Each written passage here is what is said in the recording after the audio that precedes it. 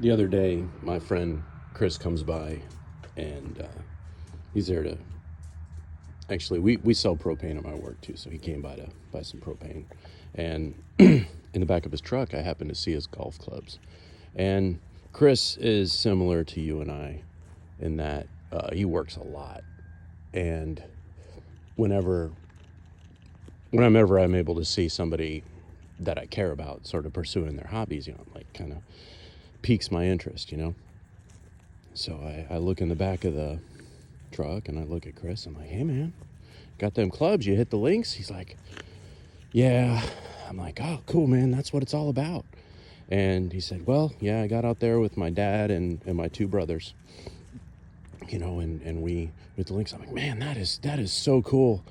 He's like, no, it wasn't. I'm like, and I just kind of listened to him a little bit. He's like, Chris says, it's something I've been planning for a while. We seldom all get together. And, this is kind of a common interest for all of us. He said, but it was an absolute disaster. Let me give you some background.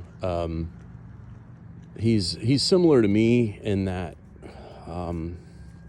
our close family, like our kids, are out of school age. They're all either close to graduating high school or have graduated high school. Some have moved away. Dad's getting older. Solid 70s these days. And Chris's dad goes golfing like a lot, so he has his little system of how he likes to golf. I think Chris's other two brothers are retired. So back to Chris's story on that day, he's like, everybody was on their phones the whole time. It was a big hassle. It was a big rush. It took us a lot longer to do the front half. He's like, my dad got aggravated, and then we rushed through the back nine and just ran out of time. It was just awful. Nobody put their phones down after like the second half of it. And his dad, Chris says, and my dad pulled me aside. He's like, never again. We're never going to do this again. And Chris agreed, like, never again. It made me think in that moment of, when I'm working hard, and maybe your mileage varies, or when Chris is working hard, that as we're doing our thing, as we're fucking sucking dicks to keep a roof over our families' heads, maybe make a future for our kids, or just, and a lot of times just caring for the people that we're responsible for, that work for us, the thing that we're trying to build. There's thoughts that I put in the back of my mind, like, man, I'm gonna get home and I'm gonna talk to the wife, and we're gonna hang out, maybe have a nice little dinner. Maybe this weekend we'll run out to the beach, do whatever.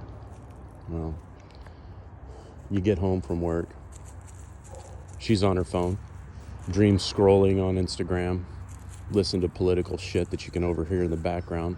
You can't even have a conversation with her about, because the algorithm brainwashes and puts them in such a mode you can't even talk to them. No nice little dinner where you can just talk about whatever.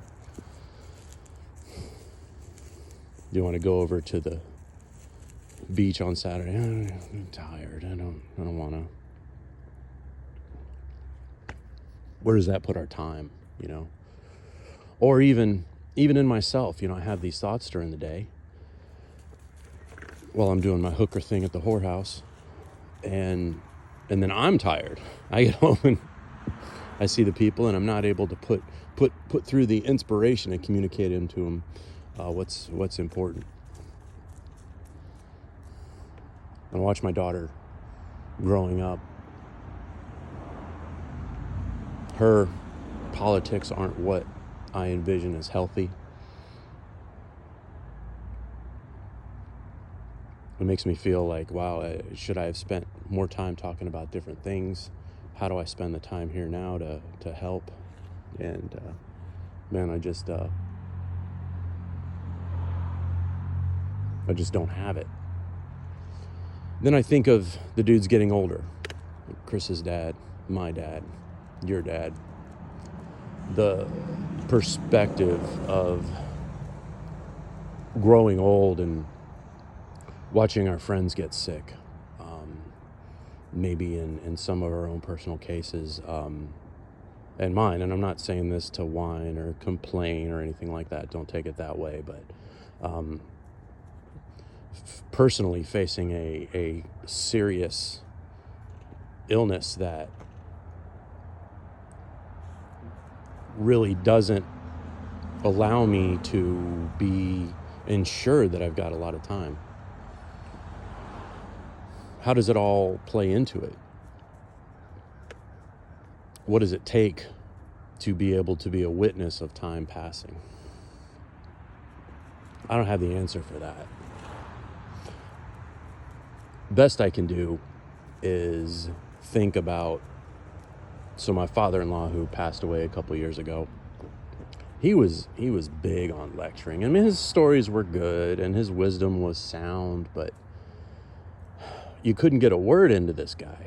You know, you couldn't talk to him. And I feel like all I ever wanted him to do was listen and maybe nudge, not me get a few words in and then get a 30-minute diatribe of what the hell ever. But he's human too, right? He's got things that he feels he needs to express. So I kind of take his experience, and then, you know, my own dad, we have a very jocular, how do I put it? We have our relationship isn't deep, you know, shallow, but I mean, it's there. How is time a factor as I see this once great, strong man slipping away, not remembering how to do the things that he taught me to do?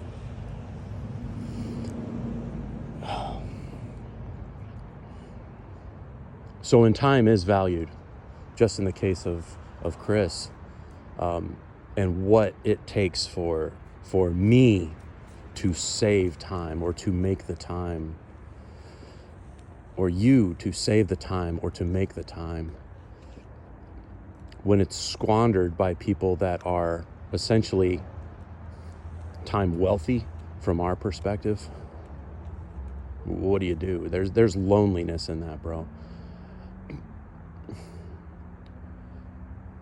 Your video helped because it made me feel a little less lonely.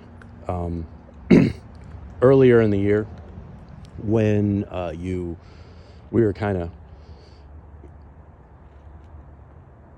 locker room talking on politics, you know, ribbing at each other, you know, Mental Mike, PD Lumina, Shafe and the crew, and then you leaving the group while we were just kind of having fun, poking around. I'm glad to see you back, I guess is what I'm trying to say. So that's what I got. Unless you want to hear me wax motherfucking poetic on string theory, I know Eric would be down with that shit. Maybe you would too. Maybe that'll help. All right, Chico. Take it sleazy, and good looking out, man. Glad to see we kind of put the band back together. Because to me, these conversations that are retarded think tank, each person has like a part or a perspective. You got a guitar player, you got a lyricist, you got somebody on keyboards, and you got the drums. I got nothing without my rhythm section, so anything anybody else can do, man, it'd help. It'd help. All right, see y'all later.